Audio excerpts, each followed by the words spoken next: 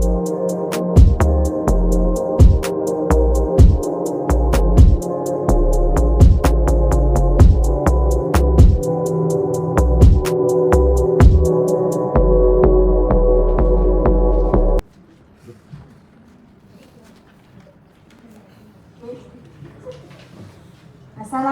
warahmatullahi wabarakatuh. Waalaikumsalam warahmatullahi wabarakatuh. Bagaimana kabarnya hari ini?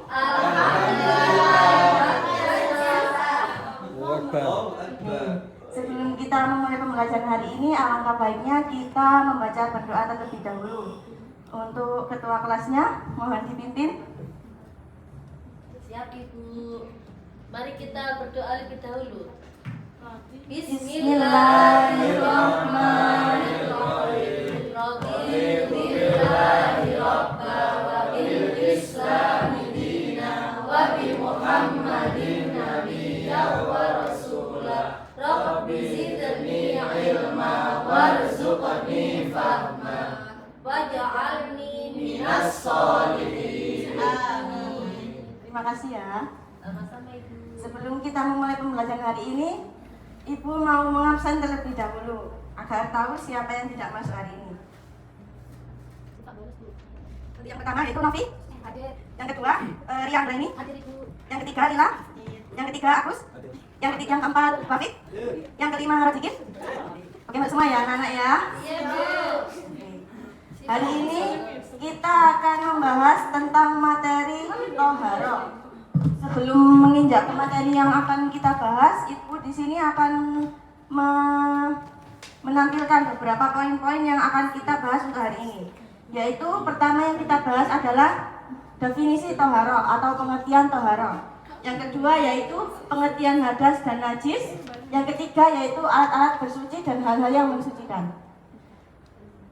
Yang pertama yaitu Toharoh. Tentu sudah tidak asing lagi ya anak-anak apa yang dimaksud dengan Toharoh. Ada yang tahu apa yang dimaksud dengan Toharoh? Saya Bu. Ya, kamu apa Toharoh itu? Bersuci. Iya, yang lainnya ada yang tahu? Iya, bersuci dari atas Bu. Oh iya. Jadi definisi Toharoh ialah menurut bahasa yaitu bersuci atau mensucikan. Sedangkan menurut istilah Toharoh yaitu mensucikan badan, tempat, pakaian dari hadas dan najis. Karena Toharoh adalah salah satu syarat sahnya dari sholat. Dari sini sudah paham anak-anak semuanya? Siap paham. Yang kedua yaitu kita akan membahas tentang hadas dan najis. Hadas yaitu keadaan tidak suci pada diri seseorang muslim yang menyebabkan tidak boleh melakukan ibadah tertentu. Ada yang tahu hadas dibagi menjadi berapa anak-anak? Tahu. Ya, kamu berapa hadas dibagi menjadi berapa? Ya, ada yang tahu hadas apa saja? Hadas kecil dan hadas besar Bu. Ya, ada yang bisa juga apa yang dimaksud dengan hadas kecil itu? Sebutkan. Nggak tahu Bu. Ya, barangkali ada yang laki-laki ini. Apa yang dimaksud dengan hadas kecil? Berikan contohnya. Hadas kecil? Nggak tahu hadas ya. Gak tahu hadas, ya. Belum belajar, ya. Hadas kecil yaitu hadas yang bisa disucikan dengan cara berwudu, yaitu seperti kencing, kentut, BAB, bertemunya kulit laki-laki dan perempuan. Ya.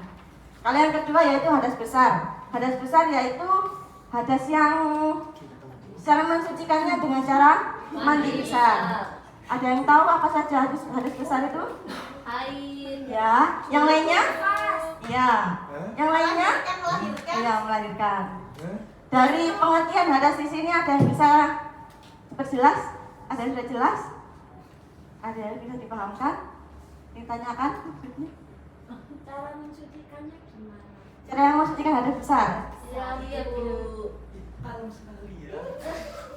Cara mensucikan hadas besar yaitu tergantung dengan sesuai dengan permasalahannya. Jadi kalau nifas kita ada beberapa doa-doa yang harus diniatkan itu dengan cara mandi besar. Niatnya itu tidak sama tak Bu, haid dengan nifas. Beda. Oh beda. Ya. Lalu yang kedua yaitu kita akan membahas tentang najis. Ya, najis adalah sesuatu yang nampak atau bisa dilihat. Najis dibagi menjadi 3. Ada yang tahu najis apa saja? Saya Bu, saya tanya hadis ringan saja Bu. Apa itu hadis ringan? Mukhafafah Bu. Ya, mau apa-apa. Ada yang tahu seperti apa najis mukhafafah itu? Najis yang ringan. Ya, najis ringan. Sebutkan contohnya bisa? Seperti air kencingnya anak bayi mungkin Bu ya. Ya, najis ringan adalah najis yang seperti air kencingnya anak laki-laki yang belum berusia 2 tahun. Yaitu cara mensucikannya yaitu dengan cara memercikkan air pada sesuatu yang terkena najis. Yang kedua yaitu najis mutawasitoh, najis yang sedang. Contoh dari najis mutawasitoh ialah seperti nanah, darah kotoran, lalu keluarnya kotoran dari kubul atau duburnya seorang manusia dan hewan. Cara mensucikannya yaitu cukup dengan membasuh atau mensucikan najis tersebut sampai najisnya, warnanya, bau, dan rasanya hilang. Untuk yang ketiga yaitu najis mughaladah. Najis mughaladah ada yang tahu yang dimaksud dengan najis mughaladah? Najis yang berat. Ya. Najis mughaladah adalah najis berat, najis yang berasal dari anjing atau babi, yang termasuk dari kotoran dan air liurnya. Cara mensucikannya yaitu dengan cara dibilas sampai 7 kali, dicampurkan dengan tanah. Akan tetapi tanah tersebut tidak boleh dicampurkan dengan sabun atau sampo. Dari sini ada yang masih kurang jelas atau tidak? Saya mau tanya. Yang nomor 2 hadas besar. Ketika kita sedang melakukan hadas besar terus tidak ada air gimana Bu? Hadas besar apa di sini? Hadas besar kan ada haid, ada junub. Ketika kita junub gimana kalau nggak ada air? Ya.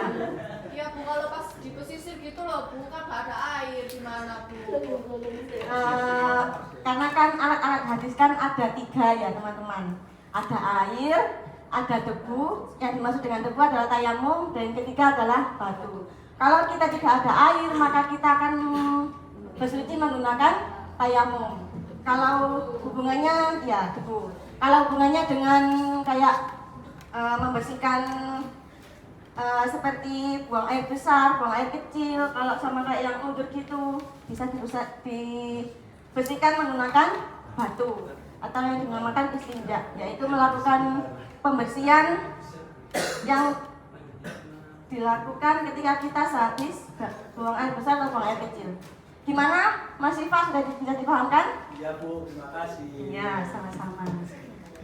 Untuk slide selanjutnya yaitu di sini ada sebuah gambar yang dimana kalian harus bisa mengelompokkan apakah gambar ini termasuk hadas kecil atau hadas besar atau najis. Kalau najis yang seperti apa? Coba kita lihat di gambar yang pertama yaitu anak kecil yang sedang buang air kecil. Ini termasuk hadas atau najis? Hadas. Hadas. Kalau termasuk hadas itu hadas apa? Hadas. Bagaimana cara mensucikannya?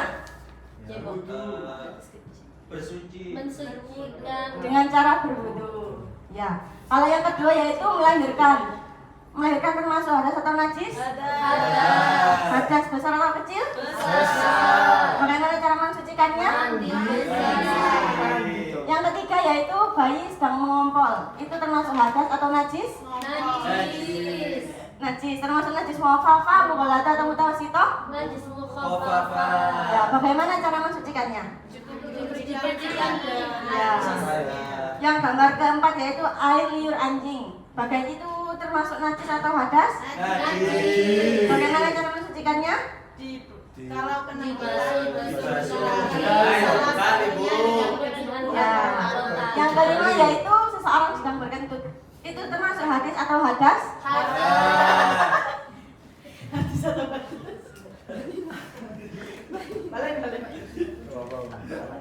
Yang kelima yaitu orang sedang berkentut. Itu namanya hadas atau najis?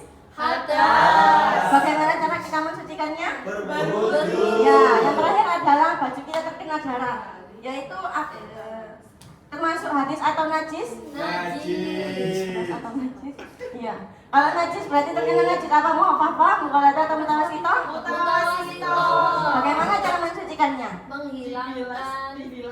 Dihilangkan dulu bau, warna, rasa, baru dibilas air suci. Ya. Dari sini ada yang dipertanyakan? Sudah paham ya?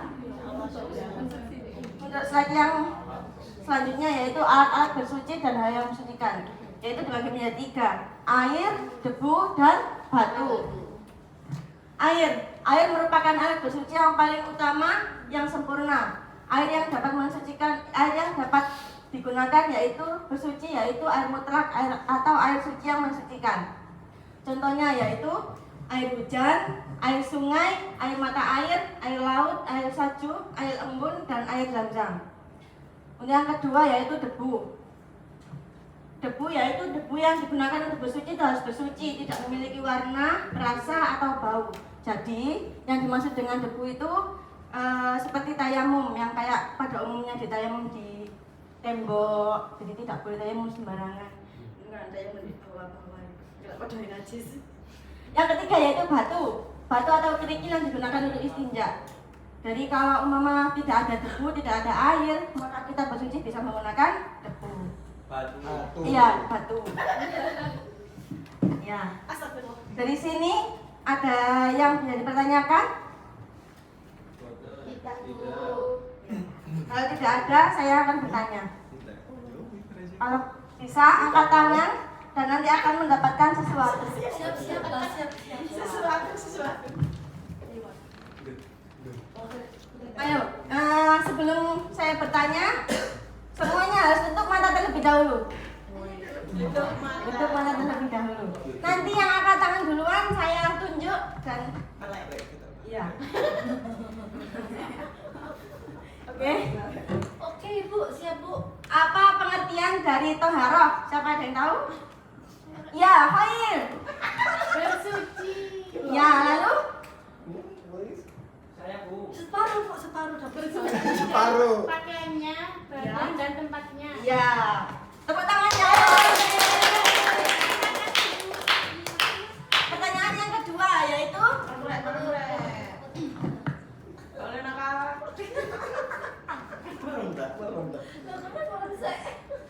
apa yang dimaksud dengan hadas dan sebutkan hadas tersebut? Ada yang tahu? Ayo rojikin yang belakang. Ayo Mas Rezeki. Kenapa tangan kamu?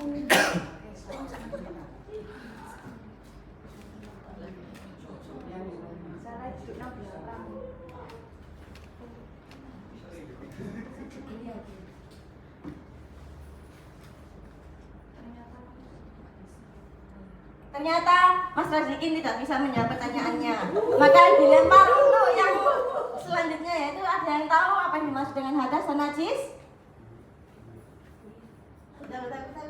Ya, ayo balilah. Hadas adalah keadaan tidak suci pada seorang muslim yang bisa disucikan dengan cara berwudu atau mandi besar. Sedangkan najis adalah suatu benda atau zat yang kotor, najis dan terlihat. Ya. Benar, tepuk tangan kembali lah. Ya. Jadi